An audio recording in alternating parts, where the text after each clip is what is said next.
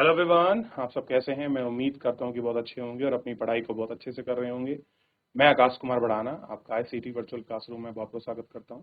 जैसा आपको पता है 12th क्लास है हमारी। और मेरे प्यारे बच्चों, कल हम लोग आपका एक भूमि निम्नीकरण से संबंधित आप इसी के अंतर्गत आपका देख लिया था। और बेसिकली मैं आपको बता दूं तो ये हमारा चैप्टर के साथ पूरी बुक भी समाप्त हो जाएगी। तो नेक्स्ट वीक में हम लोग नई बुक आपका लगाएंगे। इसी वीक कोशिश करें कल लगा लें। तो जो था कल हमने शुरू किया, पहले चैप्टर पर ले चलता हूँ आपको मैं। सबसे मैंने हमने भौगोलिक परिवेश में कुछ आपका चयनित मुद्दों को हमने देखा। पर्यावरण प्रदूषण को हमने पढ़ लिया, कारण पढ़ा प्रदूषण के, किन चीज़ों की वजह से कारण हो रहे हैं, क्या क्या चीज़ें हैं, किस तरीके से हमने इनको ध्वनि प्रदूषण, इन सारे प्रदूषण को देखा, शहरी प्रवास को देखा। और जो इसमें चीज़ें हैं उनको देखा। केस अध्ययन हम लोग कर रहे थे, केस स्टडी को हमने पढ़ लिया। धारावी जो है एशिया की सबसे बड़ी मलिन बस्ती है, इसको हमने आपका देख लिया। इन सब पर हमने देख करते बात किया। भूमि निम्नीकरण को हमने बात की, ठीक। और अब हम थोड़ा सा, मैं एक बार पूछना चाहूंगा वापस, कोई क्वेरी है मुझसे पूछ सकते हैं मेरे प्यारे बच्चों, नहीं तो फिर हम लोग इसमें आगे बढ़ जाए। ठीक है, यहाँ तक किसी कोई क्वेरी? ऊपर की तरफ बढ़ते हैं और केस अध्ययन के माध्यम से चैप्टर को शुरू करते हैं। केस स्टडी आपके सामने है। करें, झाबुआ मध्य प्रदेश का जिला है, ठीक। अगर आप झाबुआ को देखोगे, कभी मौका मिले आपको एमपी का पास विजिट करने का, तो महाराष्ट्र के आसपास वाला रीजन है, थोड़ा सा देखिए। और ये वो जगह है जहाँ पर जनजातीय लोग आपका काफी लोग निवास करते हैं। तो अति पश्चिमी कृषि जलवायु क्षेत्र में अवस्थित है। क्लियर है? यह वास्तव में हमारे देश में 5 सर्वाधिक पिछड़े जिलों में से एक है। तो इसलिए मैंने आपको कल कहा था कि थोड़ा इसके विषय में आप गूगल कर लेना, पढ़ लेना। तो जितने भी देश के 5 सर्वाधिक पिछड़े जिले हैं, उन पिछड़े जिलों में से एक है कौन? झाबुआ। अब क्लियर होना चाहिए कि झाबुआ मध्य प्रदेश का है, मध्य प्रदेश एमपी का एक भाग है, ठीक। जनजातीय जनसंख्या विशेष भील का उच्च साधन विशेषता है। तो यहाँ पर जनजातीय मुख्य रूप से कौन रहते हैं? भील लोग रहते हैं। कोई पूछ ले कौन सी जनजाति निवास करती है, तो भील जनजाति, ठीक। उच्च सांद्रता इसकी विशेषता है। लोग गरीबी के कारण कष्ट झेल रहे हैं। कैसा है? लोग गरीबी के कारण कष्ट झेल रहे हैं। यह गरीब जंगल एवं भूमि दोनों संसाधन उच्च दर से निम्नीकरण का कारण प्रबल हो रही है। चाहे तो गरीबी का जंगल हो या भूमि है, दोनों ही क्या है? संसाधनों का जो निम्नीकरण है उससे वो आपका प्रलंबित होती है। यह है भारत सरकार के ग्रामीण विकास और कृषि मंत्रालय दोनों ही जल संभरण प्रबंधन कार्यक्रम में फंड अनुबंधित करते हैं। एक मंत्रालय है ग्रामीण विकास और दूसरा है कृषि मंत्रालय। दोनों ने एक बाप का समन्वय चलाया और जल संभरण प्रबंधन कार्यक्रम फंडिंग की अनुमति करी। उसमें उन्होंने क्या किया? झाबुआ जिले के सफलतापूर्वक क्रियान्वयन किया। यह निम्नीकरण को रोकने और भूमि की गुणवत्ता को सुधारने सफलतापूर्वक सिद्ध होगा। जल संभरण प्रबंधन कार्यक्रम भूमि तथा वनस्पतियों के बीच समृद्धि की पहचान करता है। क्या करता है? जल समृद्धि की पहचान। प्रबंधन एवं सामुदायिक सहभागिता से लोग आजीविका को सुधारने का प्रयास करते हैं। पिछले 5 वर्षों में ग्रामीण मंत्रालय से निधि प्राप्त राजीव गांधी मिशन के जल संभरण प्रबंधन अनेक झाबुआ डिस्ट्रिक्ट में लगभग 20% भूमि का उपचार किया है। जिस तरह से जल का संवर्धन किया जा रहा है, जल को नियत किया जा रहा है, और राजीव गांधी मिशन के तहत इन चीजों को पिछले 5 साल में देखा गया है। तो जितना भी 100% प्रॉब्लम थी उसमें से 20% को इन्होंने क्या कर लिया है? उसको उपचार कर दिया है, इसको ट्रीटमेंट इन्होंने दे दिया गया। चलिए, देख लिया इतना आपने। झाबुआ जिले में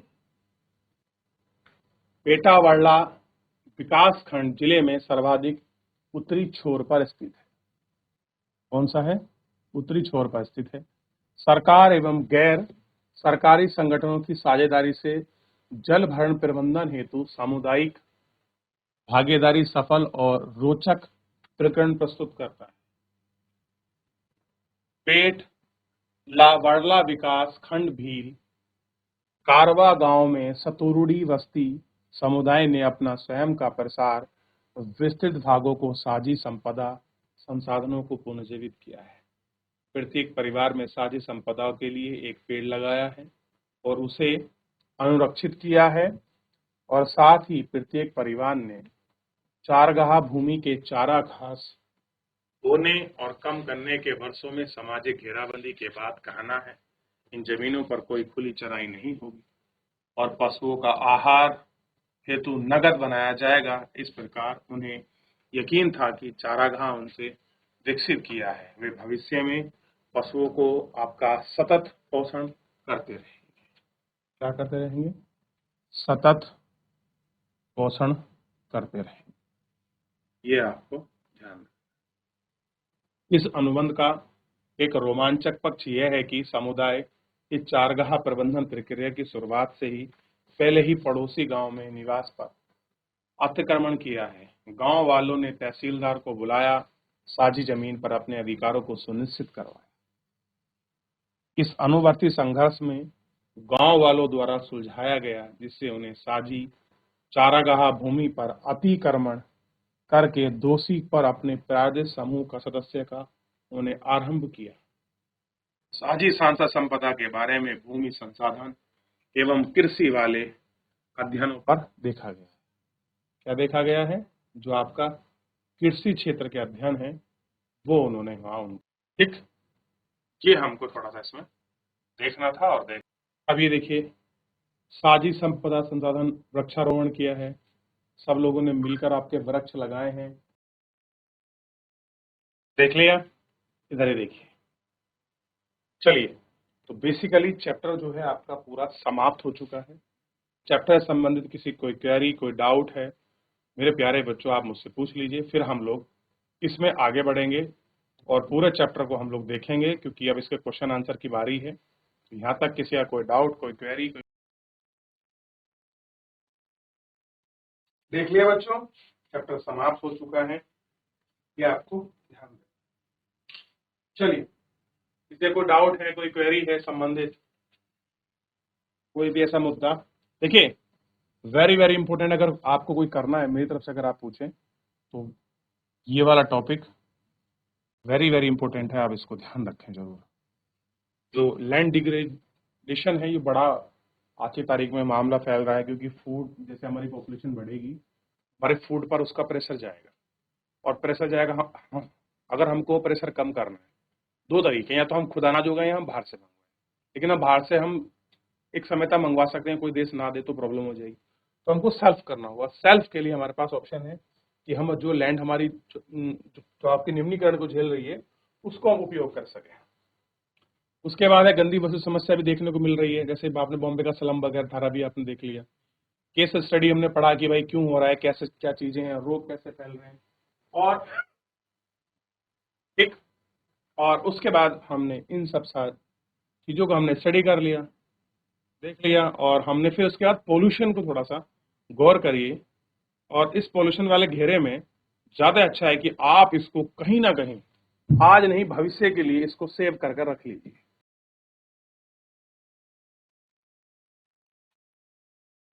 चलिए, हो गया, आगे बढ़ते हैं। आई होप कि आपने देख लिया होगा। अब आपके थोड़ा सा परीक्षा की बारी है, जो पढ़ा है कितना आपको याद है, कितना मेमोराइज है, सबके जवाब मैं नहीं दूंगा। सबसे पहले ऑप्शनल, निम्नलिखित में से सर्वाधिक प्रदूषित नदी है, कौन सी पॉल्यूटेड है? देखिए, ब्रह्मपुत्र है, सतलज है, यमुना है, या कावेरी है? बताइए बच्चों।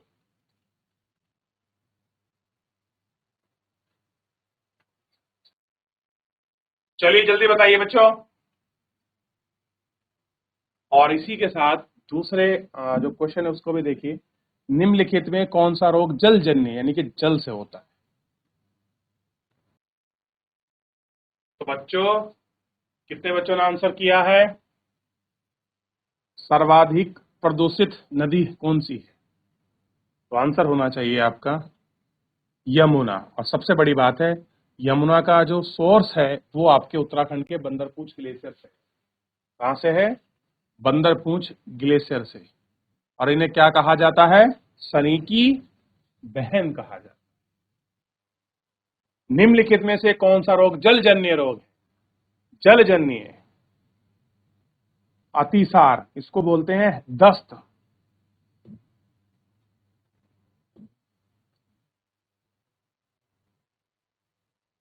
चलिए करिए, दोनों को देखिए।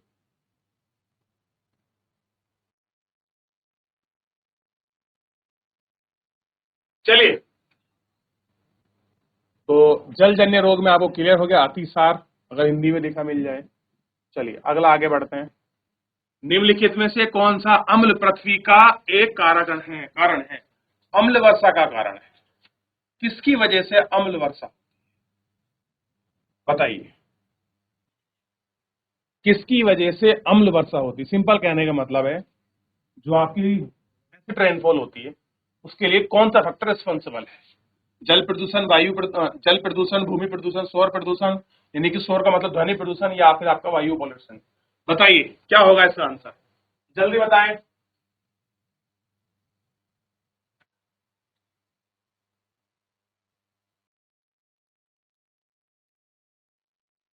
चलो अगला बढ़ते हैं। प्रतिकर्ष और अपकर्ष किस कारण के लिए उत्तरदायी है? तो इसका आंसर होना चाहिए बच्चों वायु प्रदूषण।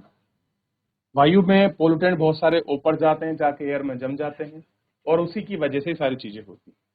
प्रतिकर्ष और अपकर्ष का कारण आप खुद बताएंगे। चलिए ढूंढिए क्या होगा।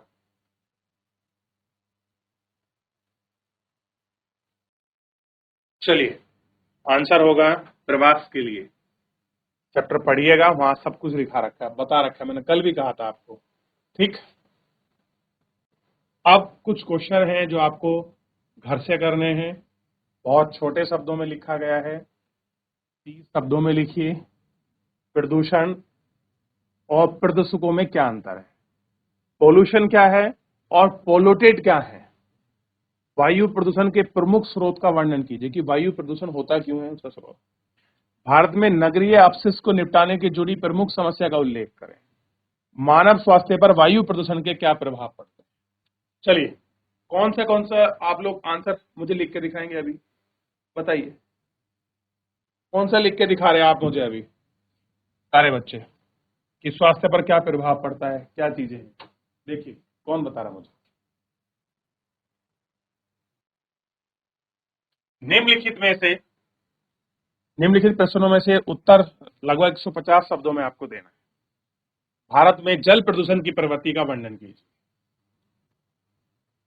भारत में जल प्रदूषण की प्रवृत्ति का वर्णन करें, कि भारत में जो जल प्रदूषण हो रहा है उसकी प्रकृति कैसी है, क्यों पॉल्यूटेड हो रहा है, कैसे, क्या कारण है।